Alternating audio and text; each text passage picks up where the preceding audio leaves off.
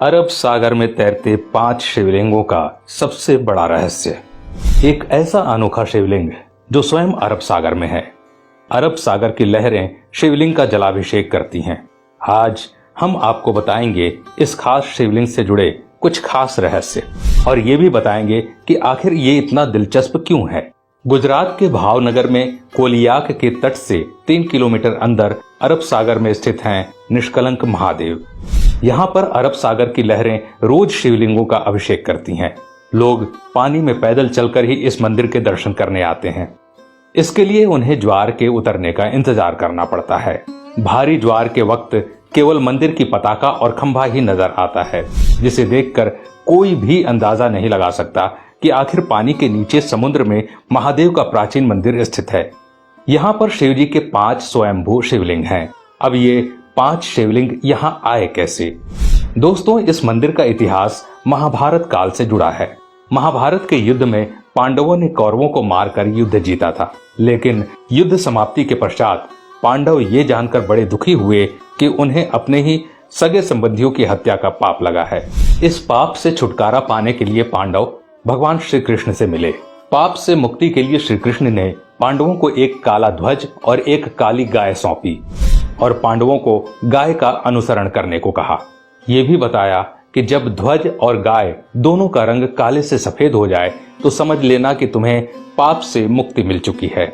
साथ ही श्री कृष्ण ने उनसे ये भी कहा कि जिस जगह ऐसा हो वहां पर तुम सब भगवान शिव की तपस्या करना। पांचों भाई भगवान श्री कृष्ण के कथानुसार काले ध्वज हाथ में लिए काली गाय का अनुसरण करने लगे। इस क्रम में वो कई दिनों तक लगभग हर जगह से गुजरते रहे, लेकिन गाय और ध्वज का रंग नहीं बदला। लेकिन जब वो वर्तमान गुजरात में स्थित कोलियाक तट पर पहुंचे तो गाय और ध्वजा का रंग एकदम से सफेद हो गया। इससे पांचों पांडव बहुत खुश हुए और वहीं पर उन्होंने भगवान शिव का ध्यान करते हुए तपस्या करना शुरू कर दिया। भगवान भोलेनाथ ने उनकी तपस्या से खुश होकर पांचों भाइयों को लिंग के रूप में अलग अलग दर्शन दिए। वो 5 शिवलिंग अभी भी वहीं स्थित हैं। 5 शिवलिंग के सामने नंदी की प्रतिमा भी है और 5 शिवलिंग एक वर्गाकार चबूतरे पर बने हुए हैं। ये कोलियाक समुद्र तट से पूर्व की ओर 3 किलोमीटर अंदर अरब सागर में स्थित है। इस चबूतरे पर एक छोटा सा पानी का तालाब भी है, जिसे पांडव तालाब कहते हैं। श्रद्धालु पहले इसमें अपने हाथ पांव धोते हैं और फिर शिवलिंगों की पूजा अर्चना करते हैं, क्योंकि यहाँ आकर पांडवों को अपने भाइयों के कलंक से मुक्ति मिली थी। इसलिए इस खास मंदिर का नाम भी निष्कलंक महादेव मंदिर है।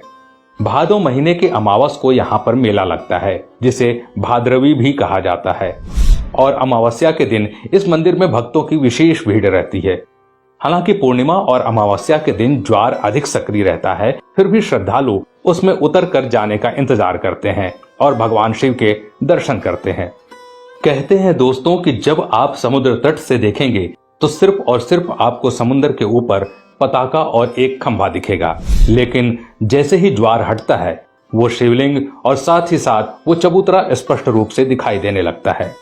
दोस्तों, ऐसा भी माना जाता है कि आज तक समुद्र की लहरें न ही उस पताका को हिला पाई और न ही खंभे को और न ही शिवलिंग को, क्योंकि अरब सागर स्वयं भगवान शिव का जलाभिषेक करता है। तो दोस्तों, अगर ऐसे में भविष्य में आपको इस खास मंदिर में जाने का अवसर मिले तो इस अवसर को चूकिएगा मत, या कभी आप गुजरात घूमने जाएं तो इस मंदिर के दर्शन अवश्य कीजिएगा, जिसे निष्कलंक महादेव के नाम से जाना जाता है। आज के लिए बस इतना ही। अगर वीडियो पसंद आया तो लाइक करिएगा और ऐसे ही वीडियो देखने के लिए हमारे पेज को फॉलो जरूर करें।